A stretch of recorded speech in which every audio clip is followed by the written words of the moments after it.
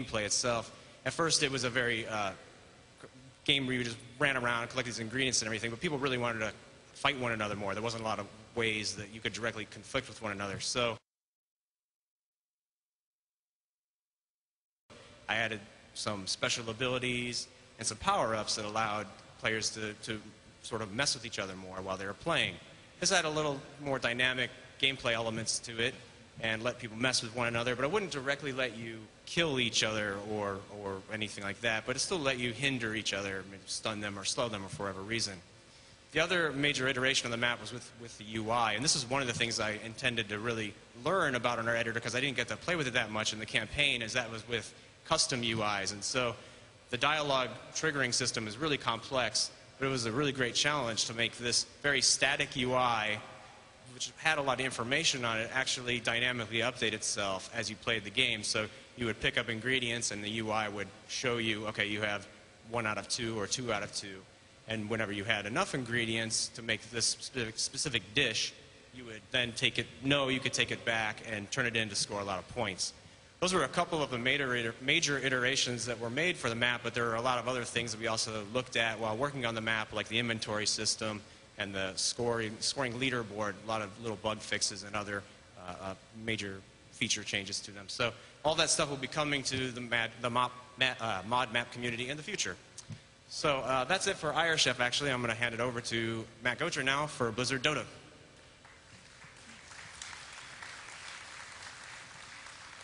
Blizzard Dota. The inspiration for this map goes all the way back, actually, to the original Starcraft. Perhaps you guys have heard of a map called the Aeon of Strife. This is the map that really started everything. It spawned a whole genre of mods, including, of course, the immensely popular Dota map in Warcraft 3. Now, inspired by Dota, we wanted to create one of our own, and thus Blizzard Dota was born. For those of you that are not familiar with this kind of game, what you have are 2 giant opposing armies locked in never-ending combat. They are evenly matched, though, so no side is gaining ground. Then you throw in 5 players on the left, 5 players on the right, and they each control a hero for their side that they use to tip the balance of the battle in their favor. And of course, with your hero, you get experience, you level up, you gain new skills and abilities, you can purchase powerful items, and you become better and stronger the better that you play. These games can actually be a really refreshing change of pace from the standard RTS experience because you only have one thing to worry about, your hero. And for Blizzard Dota, we wanted your hero to be someone really special.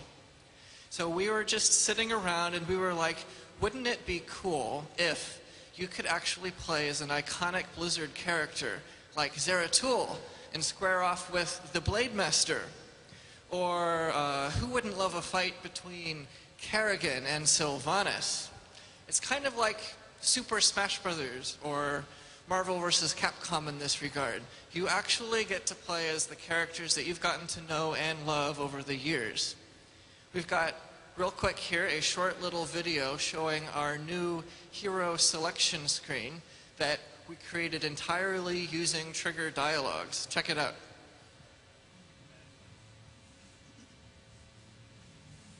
We've got 12 heroes so far that you can play. In this screen, we'll show you a little description of them. It will show you stat bars, so you get kind of an idea of what they're all about. And it will also show you who has picked which hero, not only on your team, but also on the enemy teams as well. And again, let me say this entire screen was done using our trigger dialogue system. So everything you see up there, you can absolutely put in your own custom maps. And that's actually true with everything that we've created for Blizzard Dota. The heroes, the new spell effects, new icons, new doodads, everything we've made, you guys will all have access to and be able to use in your own maps. So perhaps even more exciting for us than releasing Blizzard Dota is seeing what you guys will actually go out and create. Now, it wasn't just me that was creating Blizzard Dota. There was a whole bunch of people that helped out. There was, artists, programmers, QA. I mean, a truly enormous number of people came together to help bring this map to life. And with all of those hands on the map, there was a lot of feedback. I mean, an absolutely enormous amount of feedback that was given. Everyone had something, that they wanted to say.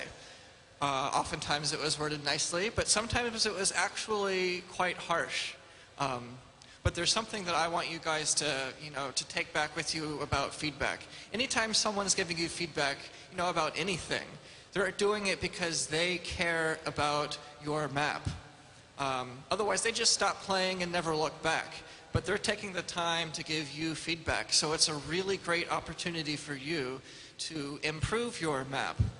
And to be sure, it can be quite overwhelming at times, especially if you've got a map that's starting to get popular. But, it's really the key to everything. Taking people's feedback, taking their comments seriously, and iterating on your map. If you can keep doing this, then before you know it, you'll have a really fun, really cool, really polished map to show for your efforts. Finally, I want to remind everyone that what you see here at Blizzcon of Blizzard Dota, it's just a preview. We're still very much hard at work on this map. We're continuing to create lots of new heroes, add new features, and work on improving the balance. In fact, we're learning a ton just from watching you guys play it here at Blizzcon. It's actually really exciting for us because we really care about feedback from the community and what you guys think. Now I'd like to turn it over to Justin Clinshew, our resident data specialist on the panel, to talk about the data editor. Thanks, Matt. I'm Justin Clinshew. I'm one of 4 data specialists on the Starcraft 2 team. The job of the data specialist is to take all the ability and unit ideas that designers come up with, bring them to life using the functionality provided by the programmers, and then hook it up to the assets made by the artists. And we do all of this using the same editor that you guys have at home. One of the great features of our StarCraft 2 engine is the actor system, which allows you to modify and combine art assets. This is incredibly useful to us when we're trying out new ideas for units and abilities. For instance, when Rich started working on Left to Die, he asked me to set up some units that worked like the zombies in Left 4 Dead.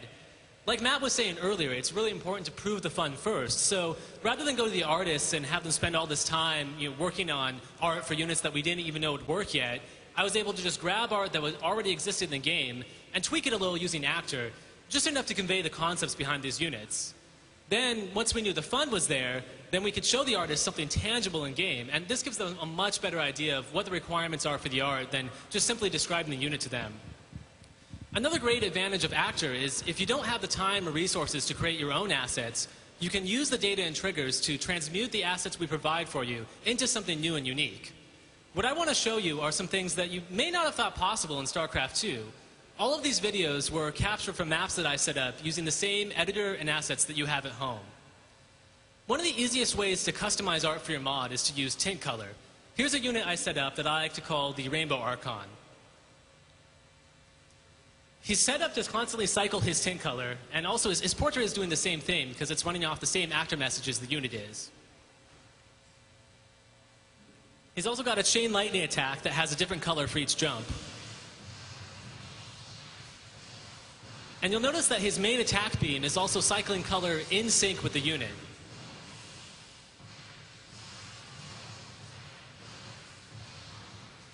And he can do this.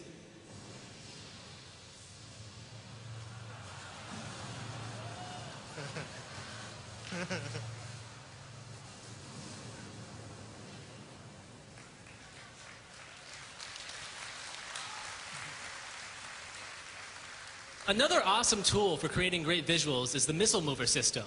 One of the underused features of this system is something called Power Slide, which allows you to configure missiles that will drift when making sharp turns, kind of like a race car. I configured these missiles so that they can only turn slowly at first, which allows them to be juked by their fast-moving targets. And I think this really shows off the Power Slide.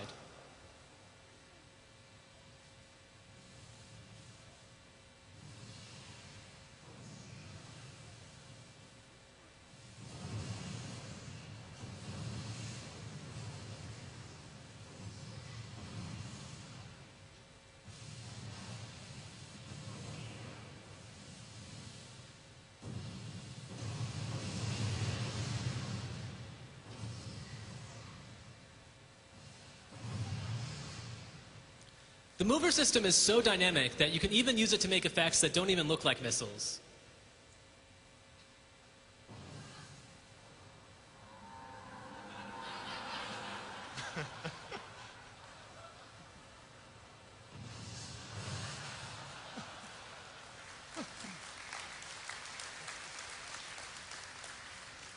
We really love playing all the maps you guys make, and we can't wait to see what you'll come up with next. It's important for you guys to have the best possible tools, and that's why the custom maps forum is so important to us. It lets us know what you guys need. One of the things that we saw people asking for a lot on this forum was the ability to track the mouse position through triggers. Currently, when a player clicks the mouse button, you can get coordinates, but that's not enough to do things like Diablo-style movement, where you want a player to hold the mouse button down and have their character move in the direction of the cursor. Or another case might be if you wanted to set up a turret that tracked the mouse position. Well, we've managed to implement this feature, and you'll be able to use it as soon as 1.2.0 goes live. Here's one last video to show off this new feature in action. As you can see, I've set up this Immortal so that his turret tracks the mouse. When you hold down the left mouse button, he'll fire, and I also set him up to move using WASD. I think the combination of these two makes for some interesting gameplay.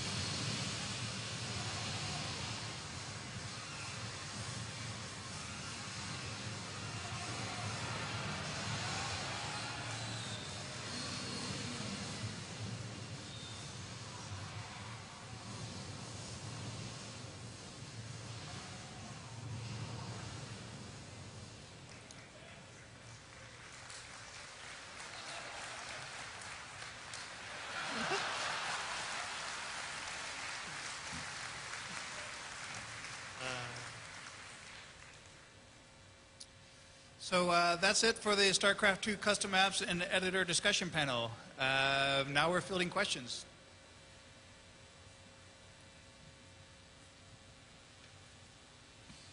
Thanks, guys. They're coming right up. Come on up.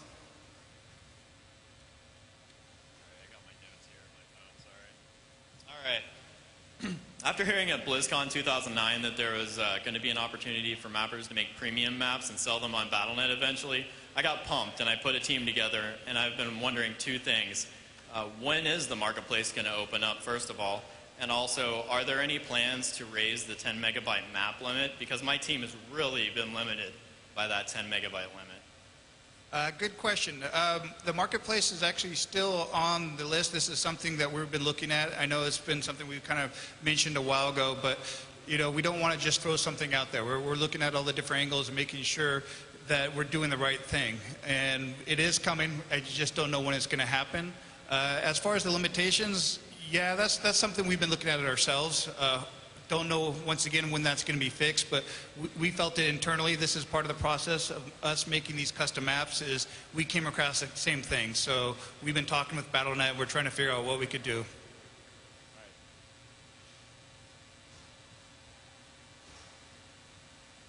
Hey, so from what I've seen so far with the Blizzard Dota, it looks fantastic, but what I was thinking is one of the reasons Dota is so popular and has lasted so long is the constant balance tweaks and change that Ice Frog makes. So I'm wondering, with your Blizzard Dota, if you guys plan on keeping it as updated and fluid as the current Dota All-Stars. Blizzard Dota is something that we absolutely want to continually support going on into the future, and we look to bring absolutely that same quality of updates that we bring to all of our games. You know, where we're constantly patching if need be, absolutely.